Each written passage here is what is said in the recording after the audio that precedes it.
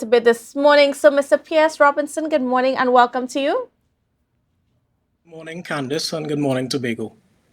All right, great. I know, Mr. Robinson, now you have been one of those people that have been using your time and so on to, sort of connect with what's been happening with this vessel in terms of tracking the vessel. And I think we have a photo there to show for you what this is some of the information that you've been able to get and release to the public about it being towed in Venezuelan waters after That's correct. Aruba. Its That's last, correct. its last, the last notification we know is that it stopped in Aruba for about 4 hours, and then a little ways after that, we lost signal. Yeah, so what I will tell you about this is that Synmax Thea, which is a technology that is, highly respected, that played a role in kind of monitoring the vessel's journey. What the government would have initially stated is that they're aware of a stoppage, of course, in Aruba and then onwards to Trinidad. But of course, they didn't see what the Synmax Thea technology sees, because what it does is that it uses high-end artificial intelligence to connect and monitor the global space, and it was able to geolocate the sites of the vessel and the tug against the locations. And it found that there was a space of 13 days where the AIS system transponders were shut off, and that was located in Venezuela prior to its eventual capsizing in Tobago's waters. And of course, we're seeing some of the images here from Syntax um, of of of just some note timestamps of the vessel's journey being towed by Solo Creed. Of as Mr. Robinson said before, it capsized. Now, the question that's on everybody's mind is what's been going on with this vessel. Now, there is some strong indications that it might be connected to illicit activities. Do you care to share any information in respect to that?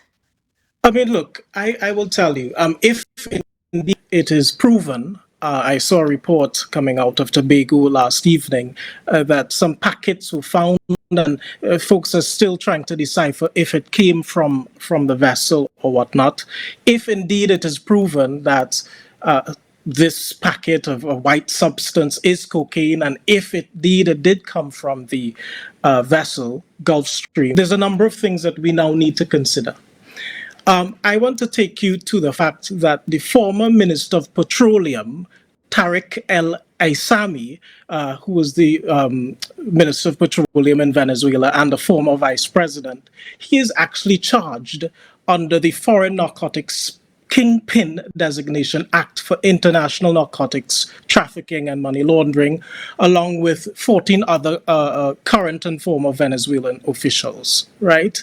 Of course, the former head of petroleum is in charge of PDVSA, which is the national oil company of Venezuela. And as you know, we have been engaging with some of these very sad people for our Dragon gas deal.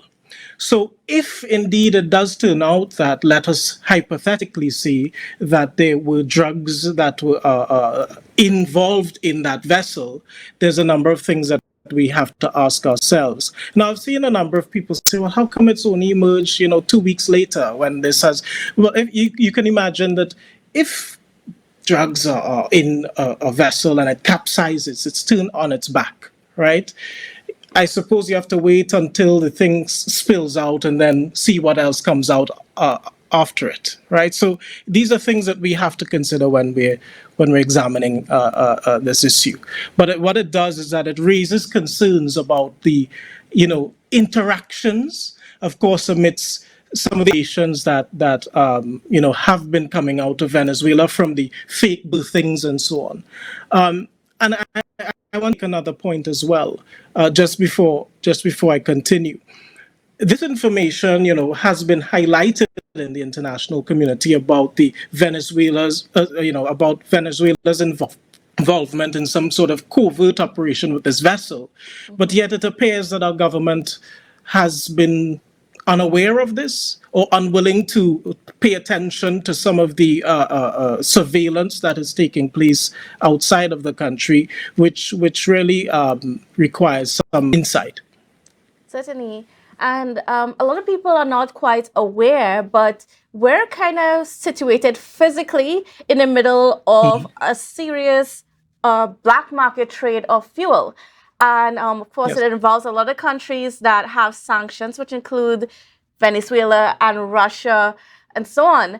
And, while there is actually quite a lot that is unknown about who these vessels may be owned, there's a lot of indication out there that suggests that there's a middleman that's at play, that uses a lot of these vessels, that maybe the commission might take it from one place to the next to transfer the fuel onto a larger oil tanker, and so the trade goes.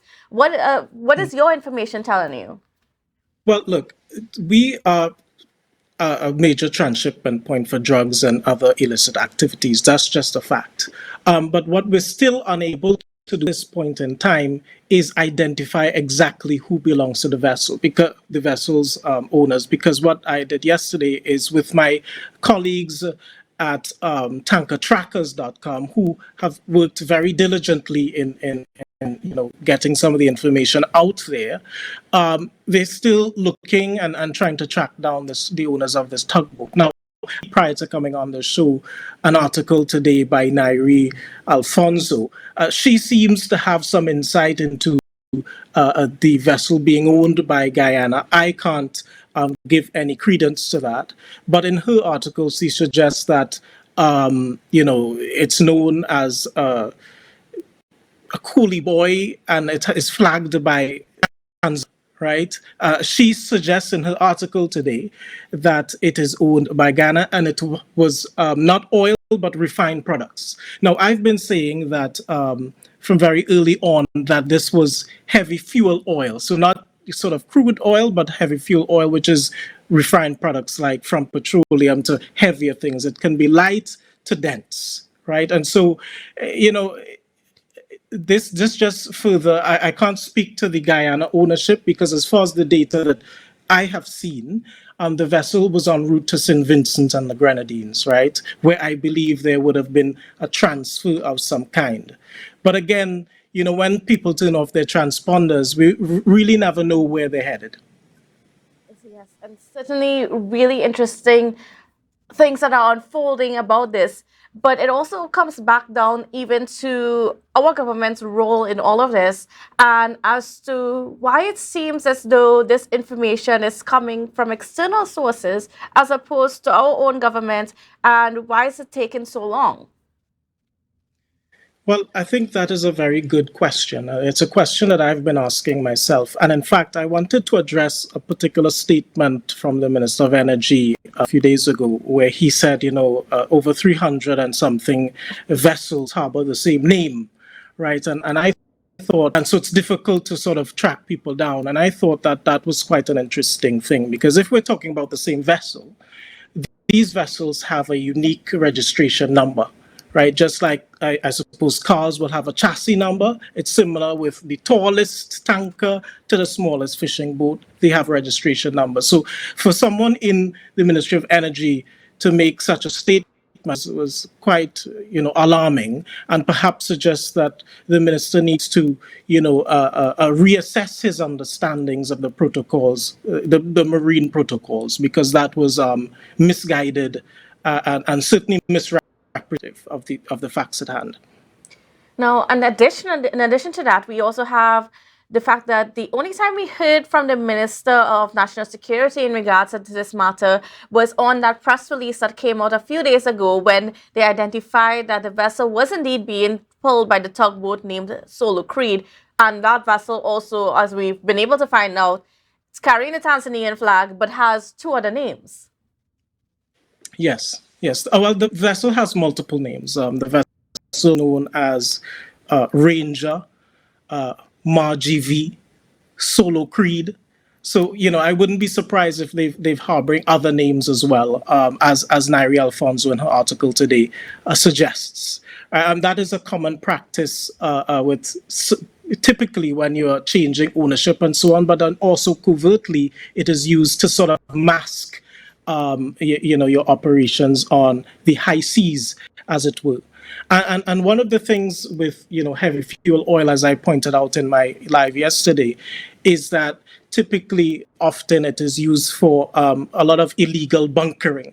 So you can imagine that sometimes people who are engaged in illicit bunkering activities, they typically would fill up a smaller ship like a barge to engage in their nefarious activities. How bunkering is done is either ship to ship transfer, port to ship transfer, or sometimes there's even leads that go into the sea to fill up nefarious barges and boats and whatnot.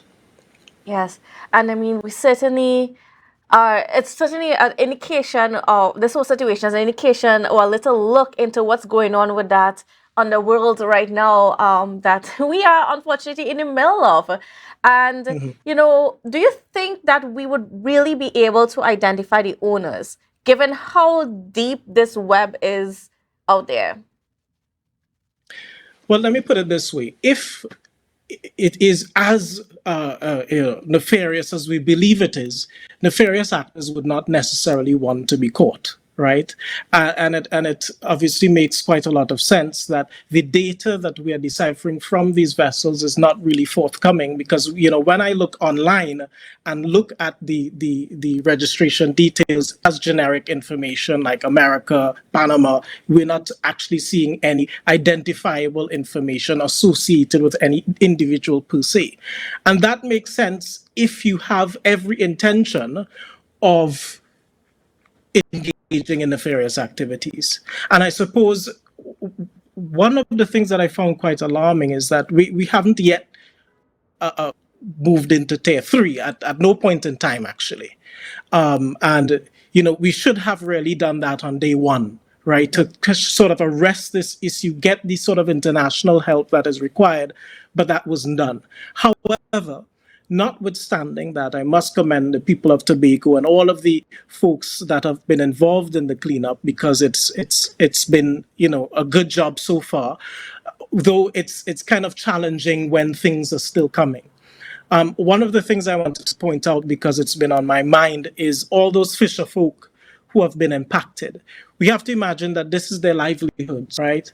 And I think that they require some kind of compensation or grant, because it should even be without them having to beg, right? You understand that this has impacted their livelihoods and it should be done today. Mhm.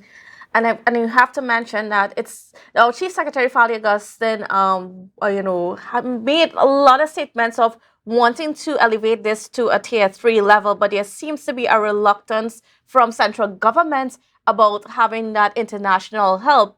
And of course, that leads to a lot of speculation as well.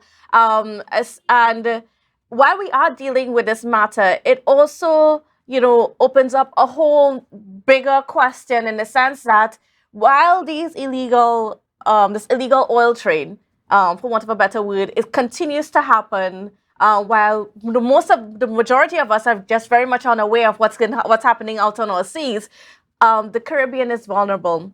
We have a lot of islands in the Caribbean that the same thing can happen to them.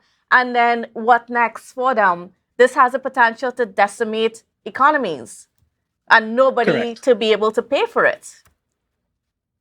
I mean, yes. I mean, we will have to try our very to find out who owns this vessel and try to get some kind of, recompense, as it were. But there are international conventions, when there are oil spills and so on. Once the criteria has indeed been met, that you can access for funding and grants to assist with major oil spills. As it pertains to the latter nature and failure to initiate a tier three in the earliest sense. I too share concern that that was ill advised. And I say that against the backdrop of the charges against senior Venezuelans who, combined with the, suspected origins and purpose of the barge, And what it does is it underscores the need for vigilance in Trinidad and Tobago's dealings with Venezuela. And I would even go as far as to say that because of all of these illegal activities dating back from 2019, when the international community spoke about those fake birthings, spoke about the readjustments and so on, that it necessitates a re-evaluation of Trinidad and Tobago's engagement strategies with Venezuela, our diplomatic relationship against the involvement of their involvement in illicit operations.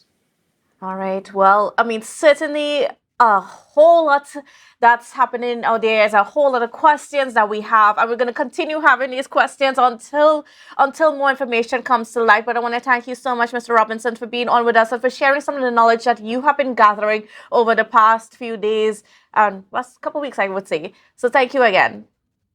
Thanks, Kandace. All right, viewers. Well, that's how we're going to end this segment, but don't worry, we're not quite done yet. We've got a whole lot more coming up for you on the program, and we'll see you on the other side of this break.